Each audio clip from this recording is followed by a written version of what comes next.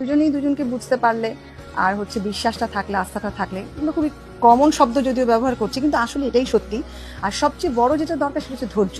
কারণ আসলে একজন মানুষকে চিনতে জানতে একটা সময় দিতেই হয়। আপনি যদি খুব শুরুতে অস্থির হয়ে যান, কারণ দুইটা আলাদা প্রকৃতির মানুষ, দুইটা আলাদা লিঙ্গের মানুষ, অভ্যাস, ওঠা বসা, পরিবার, সবকিছুই তো আসলে অনেক বেশি আলাদা।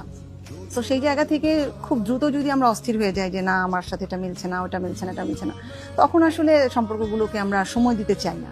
মনের মধ্যে অস্থিরতা তৈরি হয়ে গেলে তখন আমরা পজিটিভ দিকগুলোকে হয়তো আর নোটিসই করতে চাই। সেই জায়গা থেকে আমি বলবো যে আসলে সময় দেওয়াটা জরুরি।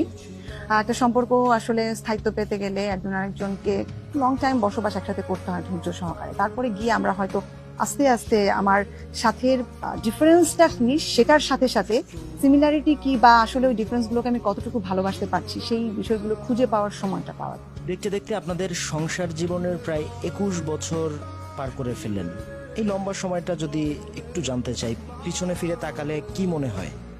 হ্যাঁ, আসলে পথ চলা তো কখনো স্মুথ হয় না। কখনো আমরা পাহাড় পর্বত পাই, নদী নালা পাই, কখনো স্মুথ রাস্তা পাই। তো আমাদেরও সেরকমই ছিল। সবকিছুই যে আমাদের খুব বেশি মানে ফরে ছিল বা আমরা সংসার জীবনে সবকিছুই যে আমাদের মানে আমি আমার পছন্দ মতো পেয়েছি বা মোশাররফের একদম ওর পছন্দ মতো পেয়েছে, ব্যাপারটা তা না। তো সংসার জীবনে আসলে মোশাররফ সবসময় একটা কথাই বলতেন যে যদি আমাদের কখনো মতের অমিল হয় তাহলে অবশ্যই আমরা যুক্তি দিয়ে বোঝাবো যে কেন এই বিষয়টা চাচ্ছি, এবং তুমি তোমার যুক্তি দিয়ে বোঝাবা যে তুমি কেন বিষয়টা চাচ্ছ। যার যুক্তি যত স্ট্রং হবে আমরা আরেকজন সেটা মেনে নেব। তো যে কারণেই হয়তো আমরা 21টা বছর খুব সুন্দরভাবে পার করতে পেরেছি।